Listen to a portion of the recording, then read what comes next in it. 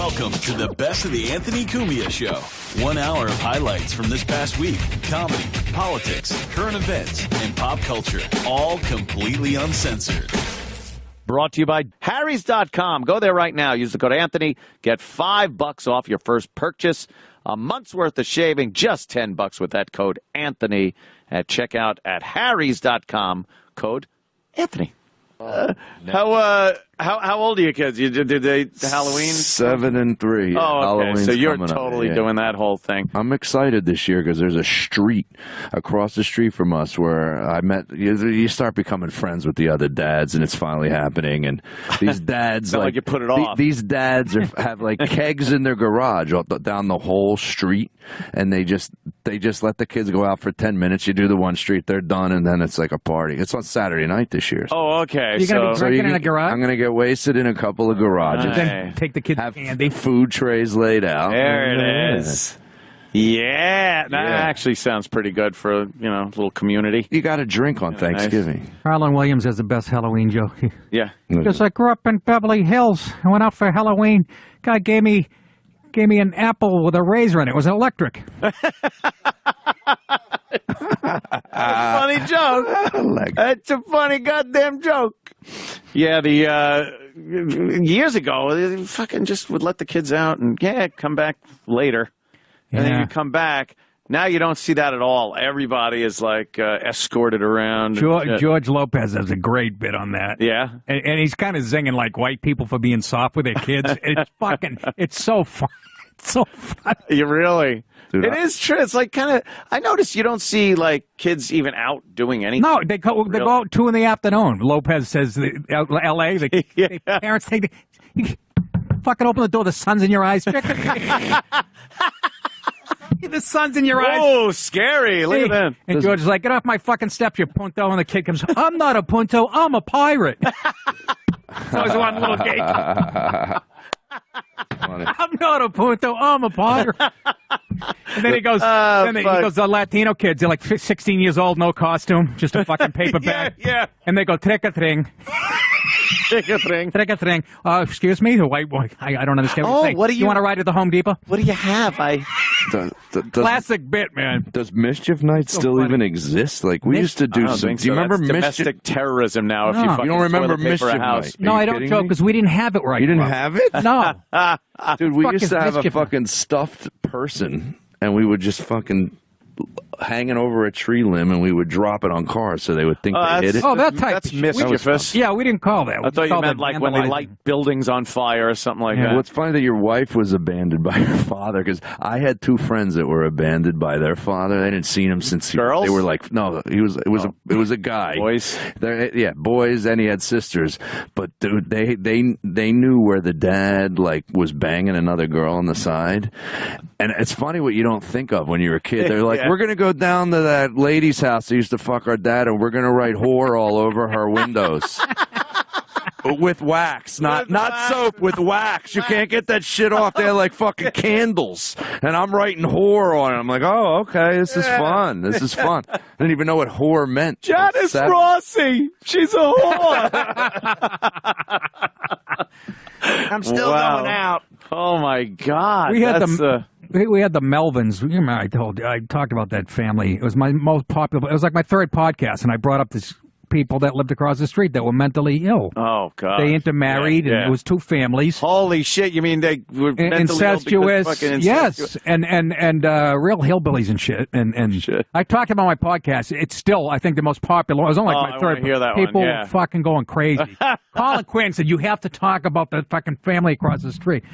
And but one of the guys he built a makeshift trailer between the 2 houses, and he was living in it with his daughter, and he used to bang his daughter. Oh, my God. The fucking daughter used to tell us at the bus stop what her father was doing to her and shit. But on Halloween, we were throwing, this is some fucking assholes, with me and my brother, like, throwing squash and rocks at the trailer, and she comes out, she goes, "You're knocking shit off the shelves."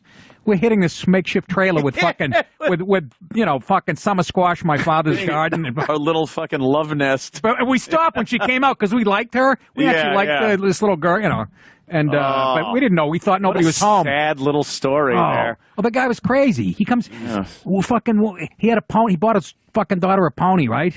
One day we come home from school. There's a Falcon station wagon parked out front. The pony is stuffed in the back of the station wagon, all curled up. The fucking ass is hanging out. You can't. A pony in a station wagon. You can't do I mean, that. just fucking crazy. Night on a dog, Alice. And he would ride his daughter's bike around, a green Stingray bike, the girl's kind with, no bar here. Yeah. And the fucking basket on it. He used to ride it around town. Some people were so crazy, it was frightening. Yeah. Like it was scary as a kid. It was so they were so far gone. It was upsetting. They were like the Addams family. We used to, the Addams. well, they were because there were rats in front of the house, and me and my brother used to throw rocks at the rats. She comes out on the porch, your lady, and goes, "Don't scare them! You're scaring them!" But they're fucking rats. Like the Addams family, like they were pets. Yeah, they were the pets. And then here's the funniest one. This is the one that got everybody. My father, he grew up with these people across the street. My dad. Yeah. And so they were poor, and my father used to give them, stuff from the garden and shit, and they'd take it. And I helped my father carry over a recliner. We gave him like an old used recliner, and they fucking took it. 2 days later, my father's in the garden, like picking tomatoes. She comes out on the porch, and my father looks up. The lady standing on the porch. She goes to my father, "What are you looking at, monkey?" Holy shit. To my old man. "What are you looking at, monkey? We just gave him furniture 2 days earlier." Wow, that is. What are you looking just at? crazy people. Just crazy people. George was like in his 40s. He wore a leather jacket, but he had like the mind of an 8-year-old. He used to play street hockey with us, and he'd be smoking a cigarette. "Hey, Nicky, you want to play hockey?" And, he'd fucking tussle my hair and shit. Today, I'm sure parents would be like, "Where are the cops?" Right, yeah. Those people would be gone. He was like a little kid. We'd get in a fight with tomatoes and hit him, and he'd run home pissed, Holy shit. But he was like probably in his 30s or 40s, and he just... That sounds fucking insane. He'd have the cigarette hanging out playing hockey with us. I don't remember the episode where Gomez fucked Wednesday, though. It's the Lost episode. Him and Lurch tag teamer. That was fucking horrible. That is just a sick, sad story. I know, but how about us throwing shit at the trailer and knocking stuff off the shelf? Yeah. We didn't think anybody was home. We thought we'd just pelt in the trailer. I understand. Don't beat yourself up over it. Why was there a trailer right next to your house? Are you listening at all, Joe? What the fuck? It was across the street, and there were two houses, and he built one in between the two houses. between. He built the trailer. No one. Why didn't people ever think of that? Yeah, how There's are you so allowed much to do land that? between two houses. Just build your own fucking No, I shit know. right in between. No, I'm sure it was a zoning violation, but fucking it was there for years. You want to get into the zoning law? That was his man in cave? the 70s. Man cave. No. What was it for? He was ahead of his time. He lived in it with his daughter. The guy was mentally fucking ill. Why would the other homeowners allow that? And then Seems like an odd thing to let happen. And then there was I'm another confused. Another guy, Johnny, a guy named. He was a brother that nobody ever saw, but he was very good with his hands. Every time wintertime, like after the first snow, he'd come around the corner and this fucking tractor that he built, like sit down, but he'd be sitting way up high in this wooden, like out of 2x4. What the fuck was going on back then? It was the fucking, they were the craziest. And all of a sudden, one day, I was probably 17, they picked up and fucking moved. My old man literally had tears in his eyes. Really? Because he had grown up. Can you imagine my old man? They had been there since the fucking 30s or whatever. They picked up and fucking moved. That just... And George is waving. I remember they were leaving. George is waving on the back of station wagon. Me and my brother fucking throwing shit. As they're going up the street with a fucking... Nick just throwing shit at everybody. That's all you did back then. What do you got? I don't know. Let's throw it at them. He was like a big kid. But dirt bombs and fucking... creepy. The pony in the station wagon was the funniest thing. Classic. God only knows why he bought his daughter a pony. How much fucking he lived in a trailer, but he had a pony. That's do you know how much a pony costs? Yeah. What do you think I'm making this up? No, I believe you. I'm saying I'm sure he fucking I don't think he got it at like a horse show. Yeah, maybe it wasn't a top-notch pony. He had the posture of a fucking jumbo shrimp. But it got loose. It got loose and it ran around the neighborhood. Yeah, it came down our driveway. Me and my buddy Paul Grant, we just finished lunch at my house. Let me guess, you threw shit at it. No, we didn't. We came around the corner and here comes a pony running right at us. Oh, that is fucking hilarious. It was. I don't want to use the real name, but the Melvins and their relatives were next door, and there was a woman named Elsie, and she would come out when the sun was going down. Fuck it. Every time it started to get dark in the summertime, she'd come out in this house dress and start singing the national anthem. She'd be standing, you could just see through the trees, and she'd sing the whole national anthem. Neighborhood. I would have moved, I think. I would have had to get out of there. That's scary. I don't know. Back then, that was the people were just fucking weird, and there were retarded people and fucking nuts, and they were just kind of mainstreamed into the. No, exactly. I think like. Maybe medical technology is kind of weeded out. Hopefully. Like the ability to screen some people. Well, now they'll have like halfway houses just in the middle of somebody's neighborhood. They'll just go, they're opening one right there. Yeah. You know, they're fucking going to be crazy people out here smoking cigarettes. Right. And the whole people, everyone in the neighborhood tries Nobody to wants get it gone, and they can't get rid of it. It's there. Yeah. Can you imagine how shitty you could never sell your house? No. Yeah. I just you know what, you just stemmed a memory, because I lived in Portchester, New York before I lived in New Rochelle, and I had the worst neighbor ever. And like I almost couldn't sell my house because of this fucking guy. Like if you What did he do? He kept all of his recycling on the front porch. All of it. Yep. Then he had the indoor couch with no legs just sitting there.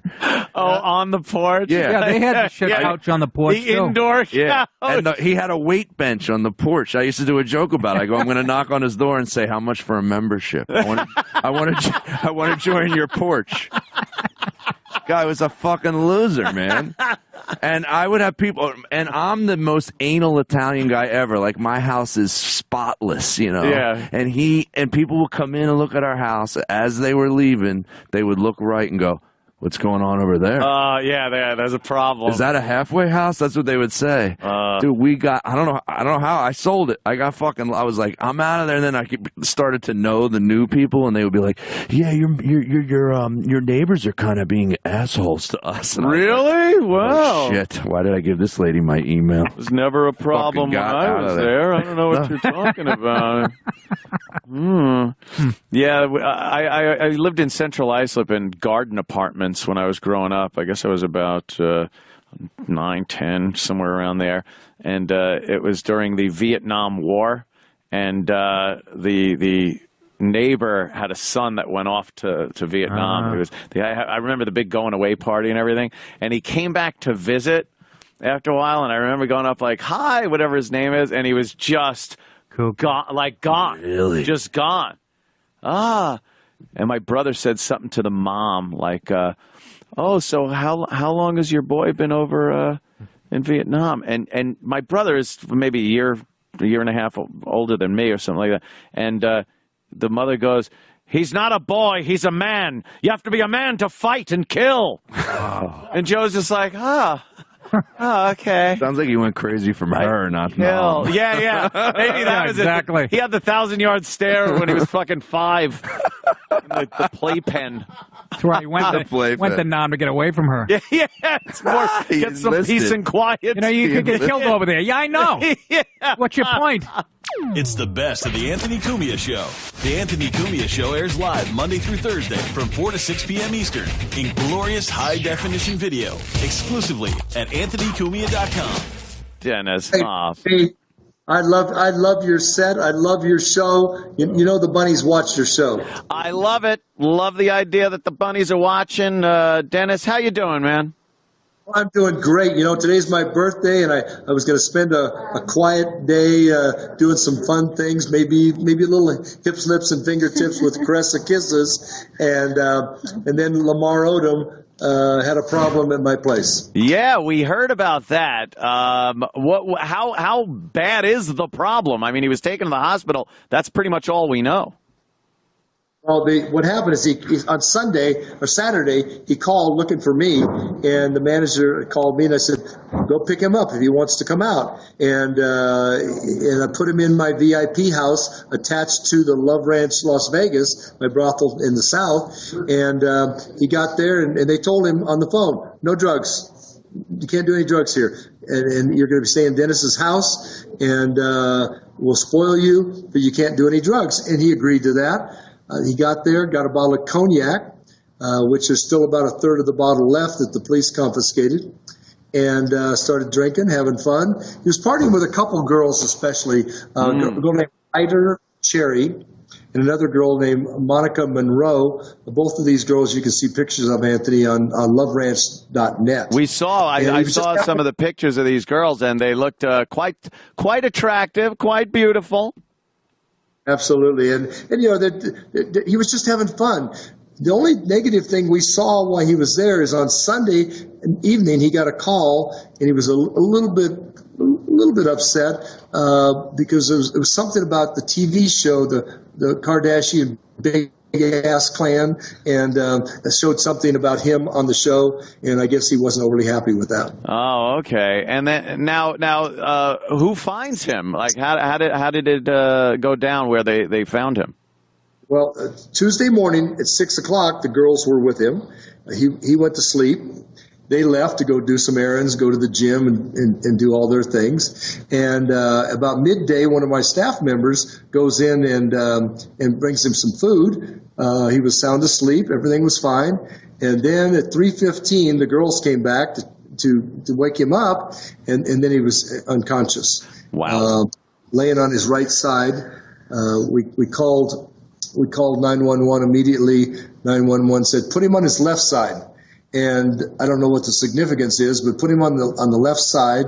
And then he started throwing up foam and throw up. Had a little bit of blood around his face and mouth. The ambulance people came and hauled him off to Pahrump Hospital. Wow. Now, obviously, we know through his past that he has had issues with drugs, and just telling somebody, hey, no drugs, sometimes they don't adhere to a lot of the rules that are put in place. Do you, seeing this kind of reaction, him foaming and coming out, it kind of looks like maybe there was some type of drug use there, huh? There very well could have been. You know, Heidi Fleiss this morning called me and said, Dennis, you know drug addicts can hide their drugs. I'm a perfect example of it. Don't defend him until the toxicology report comes out. And the only thing I can go on is that he was sleeping every night. Typically, cokeheads don't sleep at night. Mm-hmm. He was cleaned out my kitchen. They were cooking for him all the time. You tried feeding a guy that's 6'10" and an athlete. So typically, people that are doing a lot of drugs aren't eating much. So those are the things that make me think that maybe he wasn't. Although he did tell the girls that he had done some cocaine prior to coming out to the ranch. Now, I don't know if he was fishing to try to get them to find something for him, but of course they didn't. But he was taking these herbal supplements, and lots of them. Yeah. Now this is a sort of an herbal Viagra type thing. Herbal ED medicine. I tried one 5 years ago as a sample to see if we wanted to sell them, and I don't know if it made me harder, but it darn sure it was like drinking 3 energy drinks at one time. Oh shit! Okay, yeah. Yeah. Well, some also tells me, you don't tell anyone that you had done some coke without then doing more coke. I mean, we all know how coke works. But you know what, Anthony, that's exactly what Harvey Levin just said to me 20 minutes ago. And I said, Harvey, the only thing we can go on is that we didn't see it. Sure. The police went over all of his stuff when he got there. They went through his backpack. There wasn't any paraphernalia around. There wasn't any evidence of it. So where was it? Right. But you're absolutely right. You're absolutely correct. And you know the old adage. Once you're doing it and you start again, you just go right back into it. Yeah. So is this the first time something like this has happened at your establishments? Well, first time with a celebrity. We've had 4 people have heart attacks in the room with girls. In fact, one of them 2 years ago with Bressa. But can you look at her and see why a guy would have a heart attack? That could happen. Sure. What can I speak with her? What happened in that instance? And it wasn't a full. He just started having chest pains. From there, we ended what we were doing and immediately took him to the hospital, from there, they treated him. He came back and stayed the night. Oh, okay. So I guess he was okay. Isn't that funny that even if you think you're having a heart attack, it's like, yeah, I better finish though first. I better make sure it's probably something like if you paid for a meal, you're going to go back and finish it, aren't you? I guess so. How many people get this VIP treatment, like staying at the big house there and, carte blanche for the fridge and everything? Well, we have special quarters for celebrities that don't want to be seen out in the public all the time at the Bunny Ranch and at the Love Ranch, Las Vegas. Of course, if you ever came out, if you had a permission slip from your wife. No wife here. No wife there? I got no wife, no girlfriend. I am totally free and clear. All right, we're gonna get you out there, but don't ask for the Lamar experience. Okay? No, I will not ask for the Lamar experience. I would like the private quarters and the 2 girls. That'd be kind of nice. Well, you know what? It's yours. You're a great guy, and I love your show, and we're all signed up on it. A lot of the Bunny Ranch girls are, and it's the best show going. I love it, Dennis. Thanks so much, and keep us posted with what's going on out there, and we'll make it out there at some point. I'd love to see you. The 911 calls are going to be released at 4:00 today. Hopefully, the toxicology report, and I want to see you out there. And keep this in mind, Anthony. There's no business like hoe business. No business like hoe business. Thank you very much, Dennis. We'll talk to you soon, man. There goes Dennis Hof. No business like hoe business. There's no business like hoe business. That guy is the modern-day P.T. Barnum. It's just plow right through. Hose it down. Remember we talked about Disney and Disney World and how it's if something bad happens in the Magic Kingdom, they just bring out the fire hose, hose it down, scrub it down, and open it back up. That's Dennis. Whatever. Who's this guy? Yeah, I don't know. He's foaming at the mouth, a little blood, vomit, mucus. Yeah, change those sheets. Come on. We got another person here. Come on. They're going to play this interview in court one day and just sing it. Yeah, and that whole the cocaine. You don't just do cocaine and then stop doing coke. Like, and I don't even mean like you do cocaine and then you go, oh, I'm not doing cocaine anymore. You don't stop. You do it and then you just continue to do it. If you don't have it, you can't, but you want it and you want to do it. So if he was saying that, or I had some Coke earlier. It's not like, oh, yeah, I had some cookies earlier. Not really hungry right now. You just want to fucking do more cocaine. That's what Coke is all about. That's what Coke is for. It's the best of the Anthony Cumia Show. 1 hour of what you missed this week because you're too damn cheap to pay for it. Did Keith talk to you about, he's got his jacket, about what we'd love for you to do? Well, he told me there's like a challenge. Yeah, it's fun. Who cares? I'll do it for fun. Yeah, a little fun. Are we supposed to talk about the challenge now? Or take it out? No, I guess we'll go down. I'll do a read. Who's going? Keith? You're going. And we're filming it?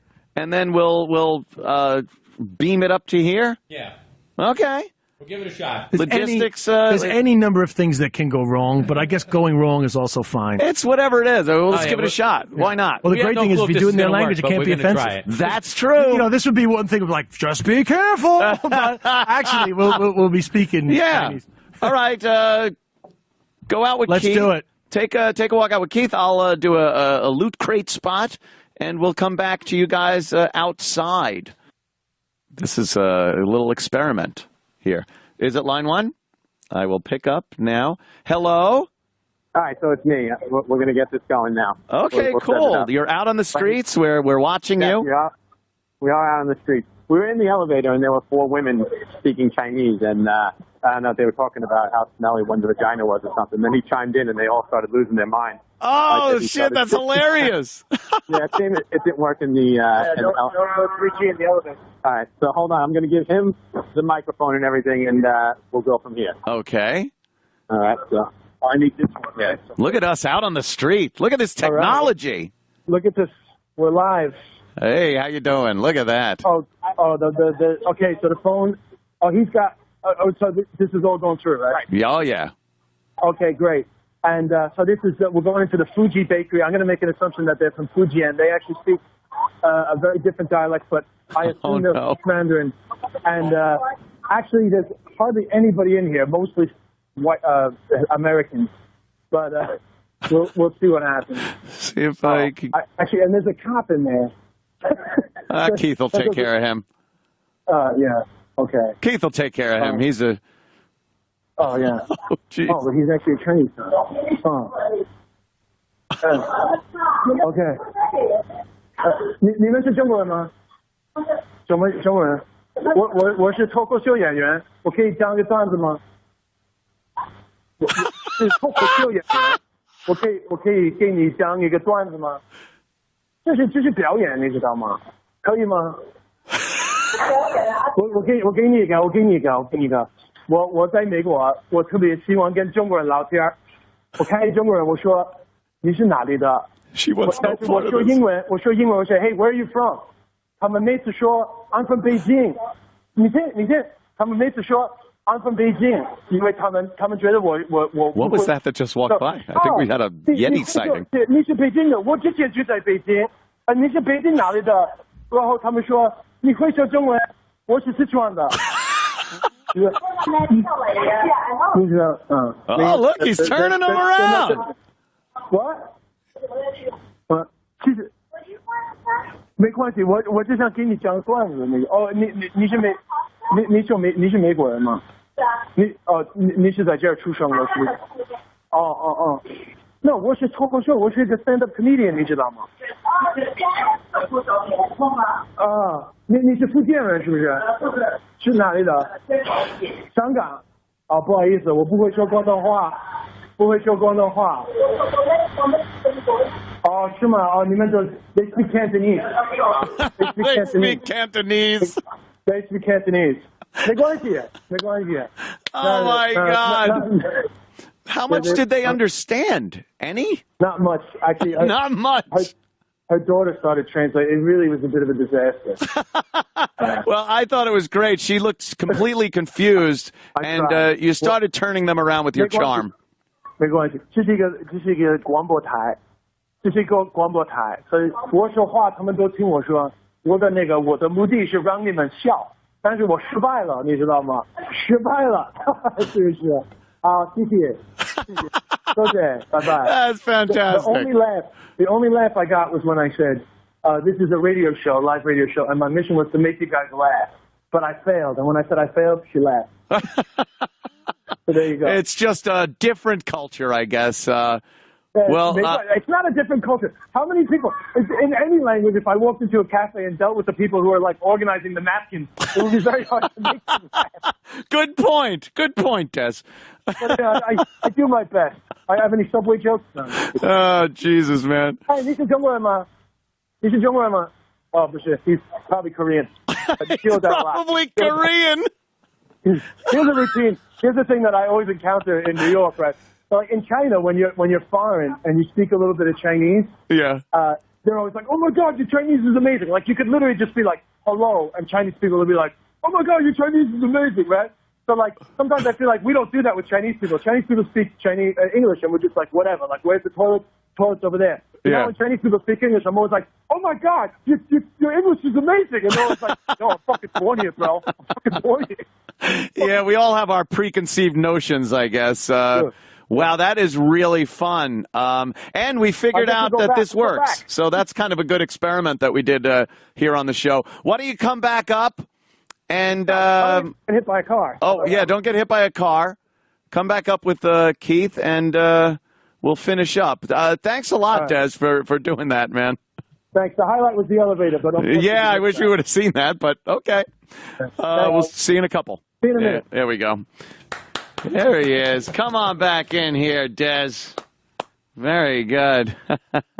That was great. She was befuddled for a little while there. She was absolutely befuddled. She was befuddled. The video was so much fun in the elevator. Like if we had the camera on in the elevator, but right. I think to be honest, because nobody understands what I'm saying, it's more fun for it to fail than... Yeah. I mean, to see her quite... the first thing I said to her is, are you Chinese? And you know what she said? What do you want? Oh, really? Yeah, I was like, are you Chinese? She's like, yeah, what do you want? What do you want? Uh-oh. It's probably immigration or something. Tough crowd. Yeah, tough crowd. Hey, tough crowd. Yeah, all right? And there was... it turned out it was just a traffic guy, but I thought it was a cop, so it threw me. But it was... Oh, yeah. You don't have to worry about that. And Keith's with you. He just he gives him the old high sign. So the joke I tried with them, which doesn't really work in English, but I say, when I'm back in New York, I'm worried about my Chinese getting worse. So I always want to talk to Chinese people. Yeah. So I ask them in English, where are you from? And then they say, oh, I'm from China. It's like, oh, China, what part? But you have to do both languages for it to work properly. Yeah. I didn't tell it exactly right. But this is true, by the way. Anytime you go for a massage or you go to like a nail place, if they're Chinese, they'll always say they're from Beijing or maybe Shanghai. Always. Like literally every New York Chinese, if you're speaking English, is from Beijing or Shanghai. And why is that? Well, who knows? But whenever they say I'm from Beijing, I go, oh. Like in Chinese, I'm like, oh, you're from Beijing? I live in Beijing. What part of Beijing? And they're like, oh, you can speak Chinese. I'm from somewhere else. Oh, okay. So they just want to throw it out there. They don't want to go into detail. Because it's like easy, foreigners don't know. Right. You don't know anyway. The Great Wall. All they know is the Great Wall. I'll say Beijing. So then you say, oh, I live in Beijing. They're like, oh, I'm from Sichuan. Like they always admit then. Oh, okay. Which that works. That joke works great in China, but it did not work on our friends. Didn't work on our friends there at the... They didn't really know what I was saying. I think the little kid there was more interested. But they didn't really know what I was saying. And that's the daughter who was born in America. And she's just like, what is going on? I mean, talking about a culture clash. Yeah, right? But if you're doing the coffee cups... Fixing the cups and stuff, and some guy... I got a little smile out of her. Yeah, I say you were turning her at one point. Yeah. It's like, at the end, kind of liked you. Just at the end. She kind of liked you a little bit. All right, that's cool. I had a shower today looking at my hand. That's good. That's cool. Des, you're going to be Caroline's October 22nd and 23rd. Boston, the Wilbur Theater, October 24th. And I'm assuming the next October night. It's Saturday and 25th. Sunday. So Saturday in Boston, right. Sunday in Portland. Sunday in it may Portland, even be, Maine. Yeah. At 1 Longfellow Square. The Anthony Cumia Show. This is the Legion of Skanks podcast. When you're a kid, everything is hot. When you're a kid, it's just like the hottest mom in the neighborhood wasn't that hot, and I still thought she was really hot. Dude, when you're a kid, you don't even understand what you want to do. I remember literally being in that age where, like, when I first started jerking off, I wouldn't even jerk off to the thought of fucking chicks because that was just so unrealistic. Right. I would jerk off to, like, grabbing a chick's boob or because something that's like that. I didn't even know what I wanted to do. Yeah. You didn't even know what, you would do if you got them. I just knew I wanted them naked. Yeah. I wanted to, like, touch them. Oh, man, make me cookies and milk. I was big on humping. Humping was my thing. Humping. You knew that motion. Girl, boy. I knew to hump very early. Work. Yeah, well, that's how I didn't give a fuck. I hump them. Catch a girl, freak a girl, right? That was like catch a girl. I went to a black school. Catch a girl, freak a girl. Yeah. I went to a black school. But Sherrod takes it like 4 or something like that. What's catch a girl, freak a girl? It's like run, catch, and kiss. You grab the girl, basically like dry hump, and do they want it? Run away. Huh? Do they want it? Yeah, if they playing in the game, yeah. Okay. Do you see how much playing in the game? Do you still include them in the game? Then that's rape. Do you see how much it turned Lewis on for a second? Where he went, whoa, and they don't want us. You can just do this, and you just go, and you just take what's yours. And even if they hate like it or not, in the black community, you just take it. Are these reparations that they speak of? In the eyes of the law, you are housed under the umbrella of it is a game called Catch a Girl, Freak a Girl. It is simply a game. Has this held up in court? Catch a girl for your gameplay for both sexes works best with even number of males and females. Sometimes works you do 9 guys and 1 girl. Catch a girl for sucks for the girl. Yeah, that's how trains. That's the Indian version. Rules are straightforward. The girls disperse and hide, and the boys try to find them. Yeah. When found, the girl tries to escape, and while catching her, he humps her. And the thing is, here's the thing. When you catch the girl, if you really like the girl and the girl wanted you to find her, y'all don't tell anybody that y'all found each other. You just stay there and keep humping till the game's over. It's basically we played it in team tag, Sunday school. Sure did. It's tag. So it's tag. Okay, it's Red Rover, their version. It's tag with It's tagged with a lot of. Girl's thigh. Yeah. It's tag if you add in 200 years of systematic oppression. The black version of tag. It's like capture the flag. Awesome. It's like capture the flag, but with rape.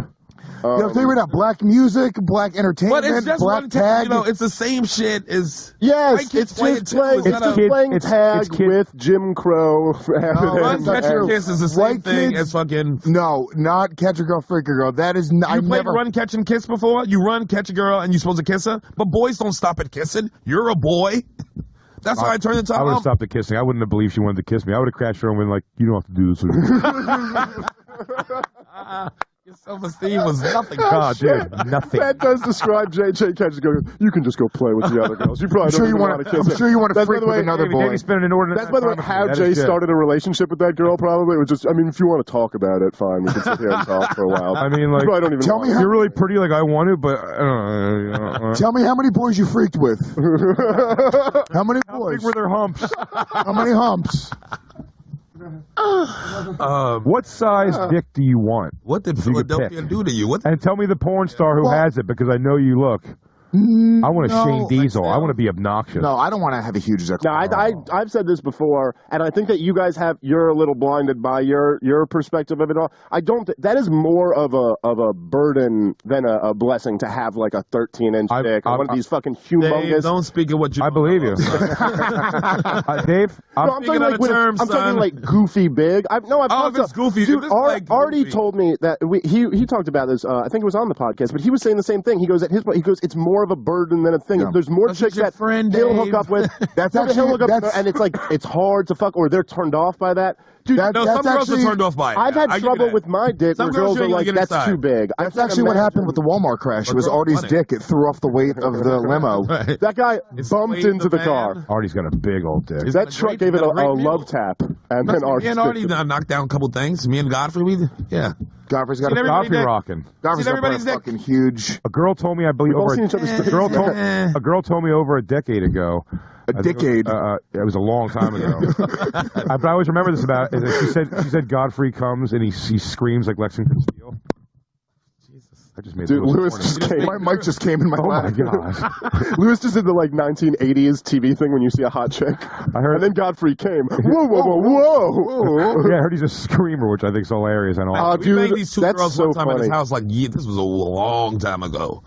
His girlfriend's not listening to the podcast. No, that's what everyone does. His girlfriend. This is before his girl, obviously. And he gets it in.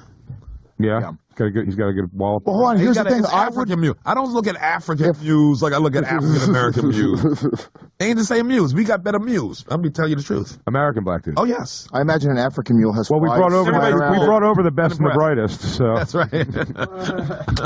I wouldn't want a huge 10-inch, 12-inch dick. I would want like 7.5. A nice healthy 7.5. Of fucking power. Just describing my dick. I would want Dave's dick. Bring it up. If I could have a dick, it would be Dave's dick. Well, you can have it. Well, quote me on that on Louis J. Gomez. By the way, guys, I want Dave's dick. By the way, guys, I hear you and the burden and all that. I'm just saying. I've lived life with you want to be that burden. By the book average. You just want the other type of burden? Your dick is not by the book average. Yeah. Your dick is not by the book average. I think me and you are both a little bit below average. I know you keep on saying that because you want to make yourself feel better. I think y'all overestimate what the average cock is. It's smaller. I've seen your dick. Dicks are smaller than I've seen my dick. And I think that we are both not average. I think when girls are telling us, "Oh yeah, you're average," I don't know if I'm a girl's average, like what she wants. But I'm saying by medical standards, I'm sure I'm average. I'm sure. Yep. Because Lewis is not counting Asians in his numbers. Huh? He's not counting Asian. No, I'm just saying, numbers. like, if you look, you can look online.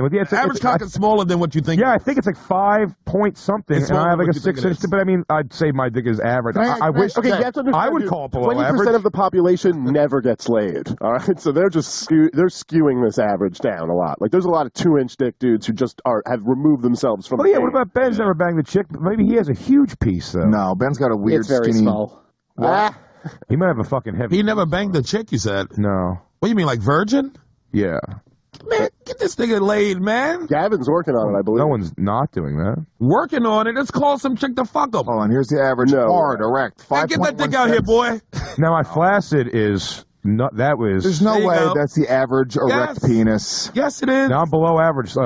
No. Why is that? You've been watching so much porn. Yeah, that image is fucked up. Lewis, what did you think? You thought the average was bigger than that? Yeah, it's actually he thought it was 6. bigger. 6, I thought was always the No, it's always a little below. Too much porn. In porn, it might be the average.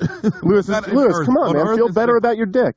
No, man, here's the thing. You just don't see those little dicks. It's very rare I see a dick smaller than mine. So all these numbers and stats, I don't know. They don't really mean much to me, dude. I live in a real world, dude. I need practical results. Show me these small dicks. I'm going based on empirical dick evidence over here. Oh, bring up a thing of small dicks.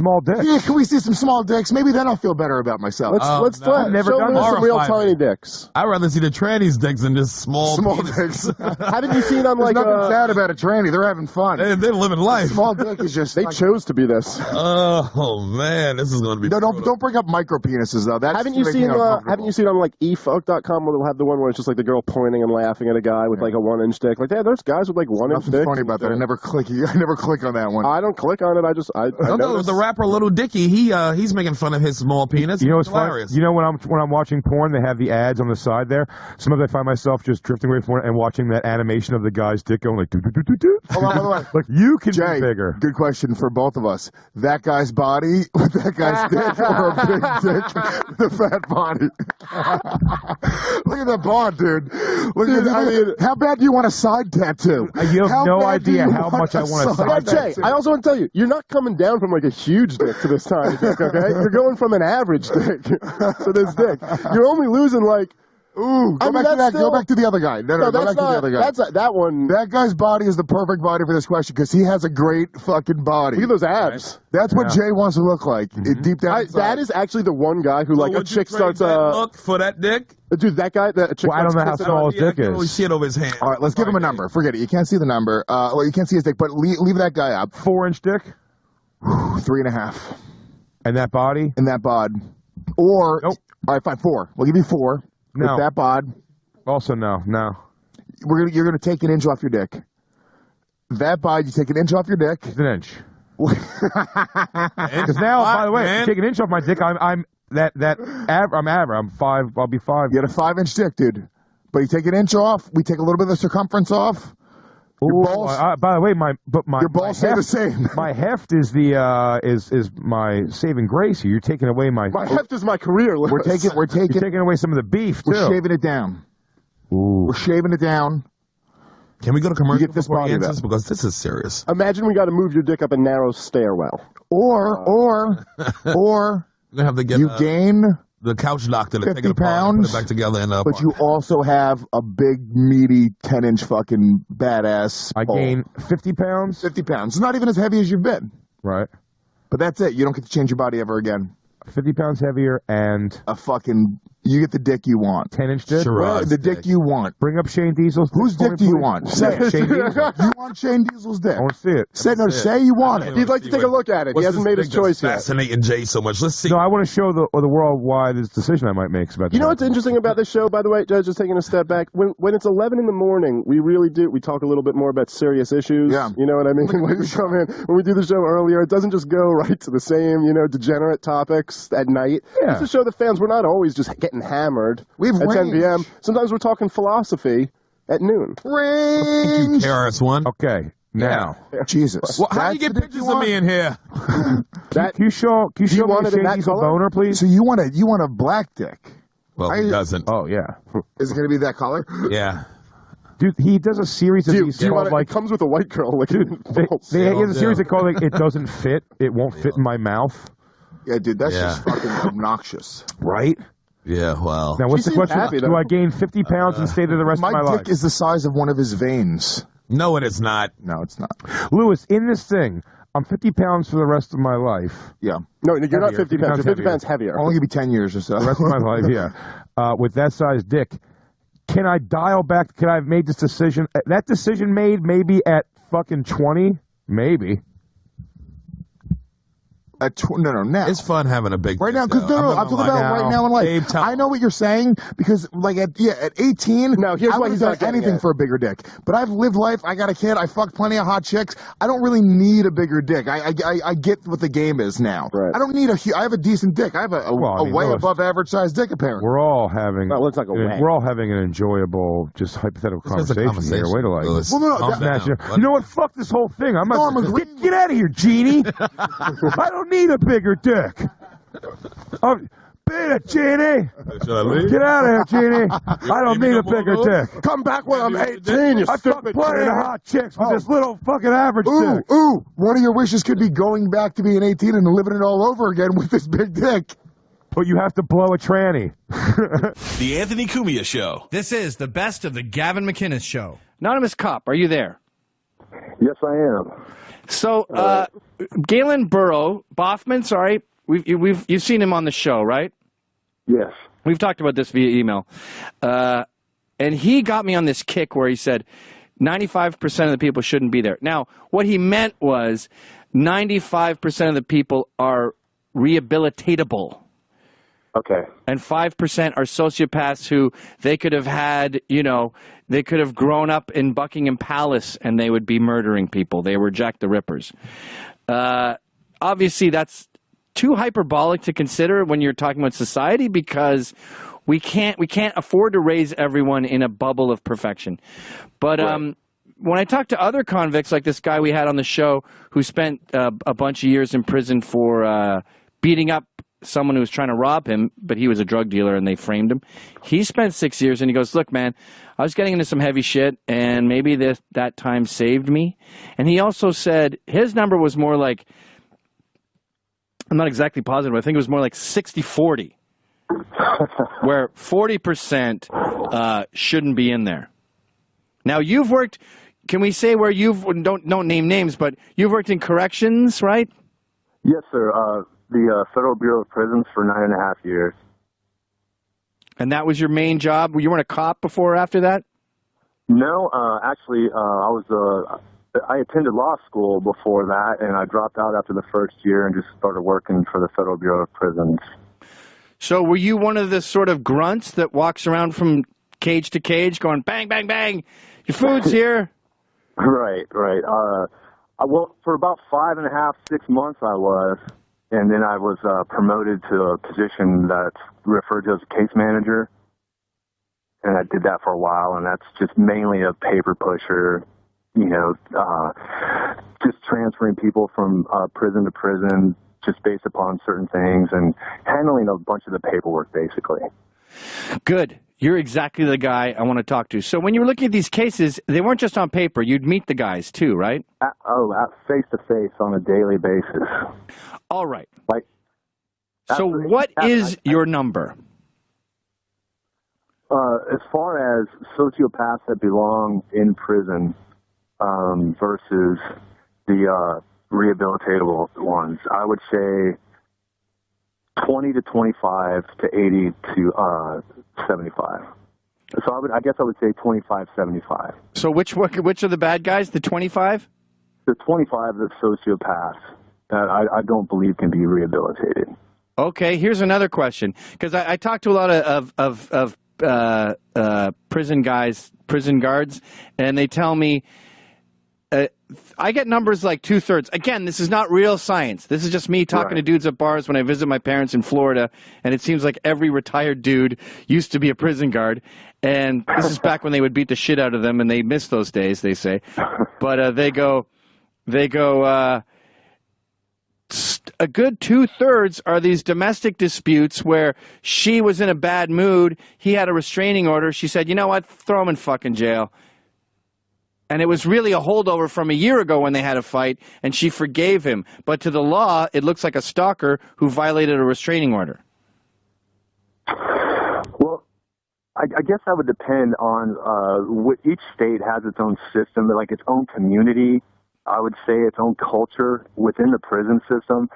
And I can't really speak on that particular system.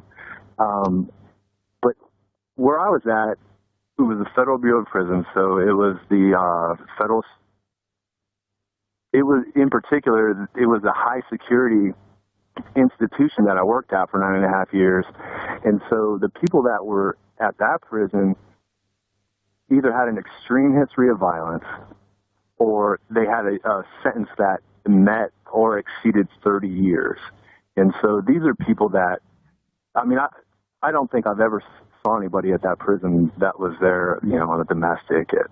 They had them in of course, on their history, but I guess, but certainly some of the people there were, I'll put it like this. I would say at least 60% of the people that were there were either doing life sentences for robbery, bank robbery, or it was, say, for instance, like their 4th or 5th serious or drug arrest and stuff like that.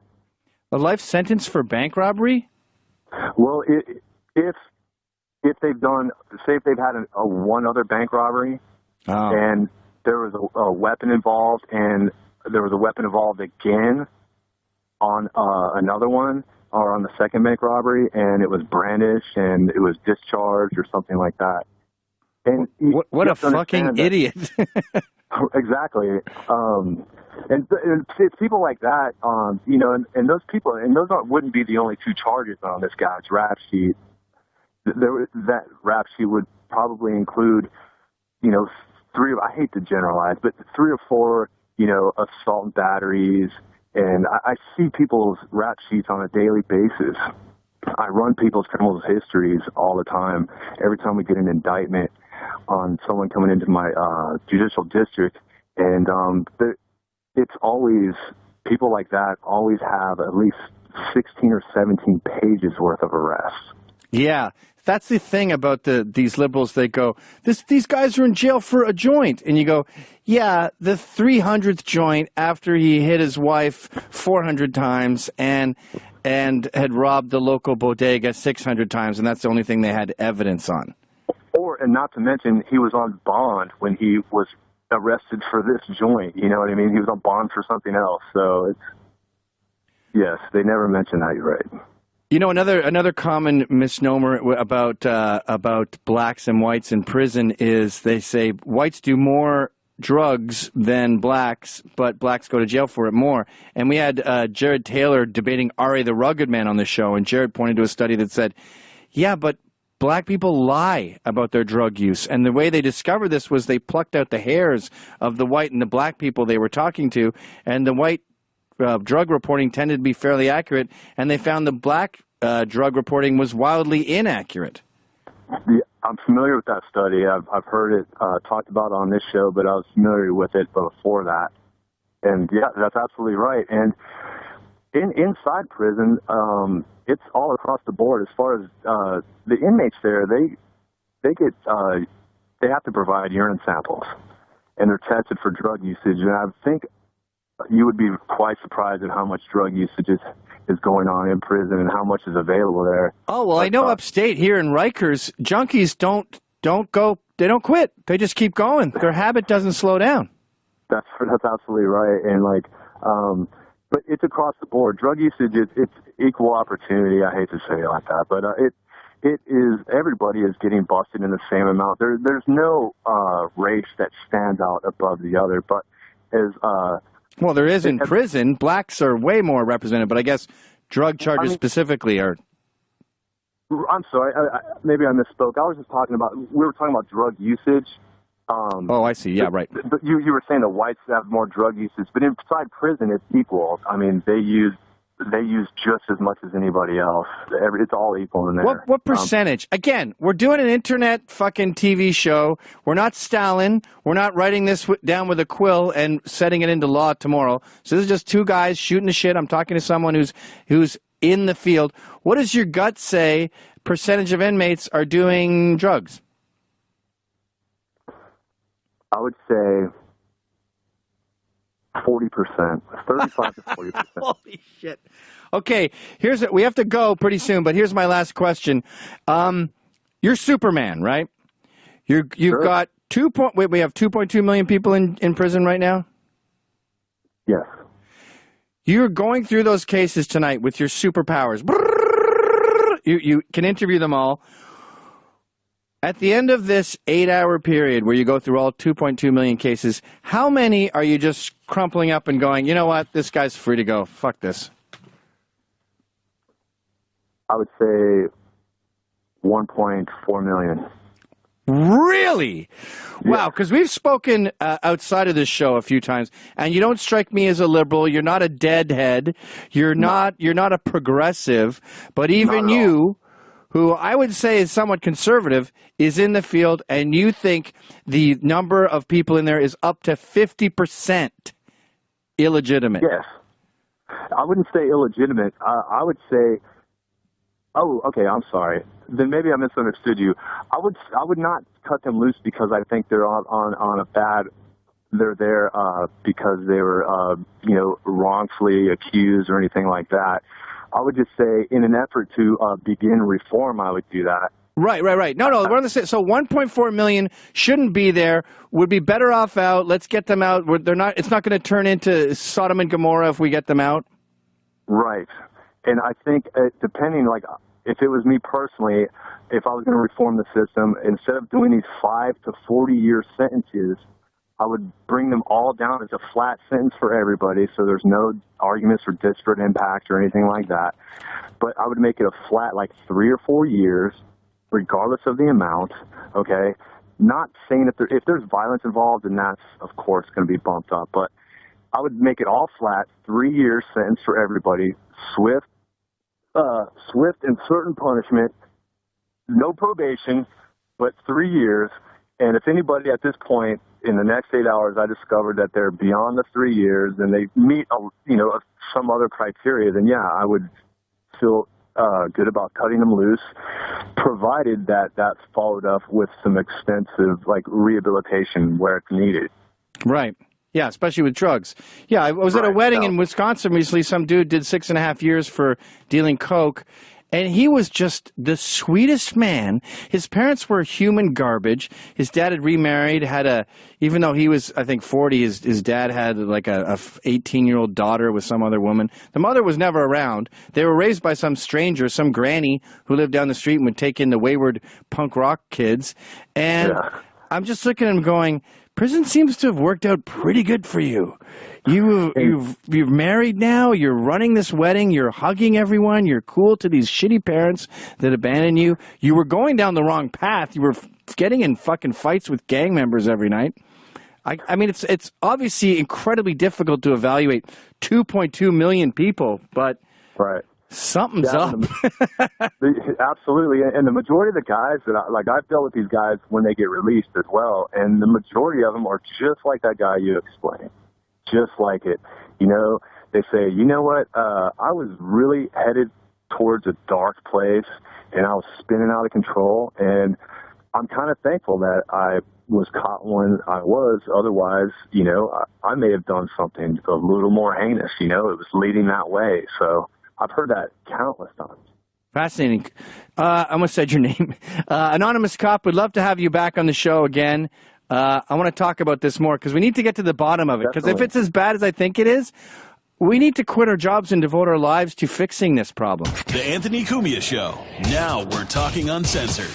If you like what you hear, visit AnthonyCumia.com for subscription information and show details. And never miss a minute of fully archived shows available at any time in streaming HD video or audio download. Brought to you by Harry's.com. Go there right now. Use the code Anthony. Get $5 off your first purchase. A month's worth of shaving, just $10 with that code Anthony at checkout at Harry's.com. Code Anthony.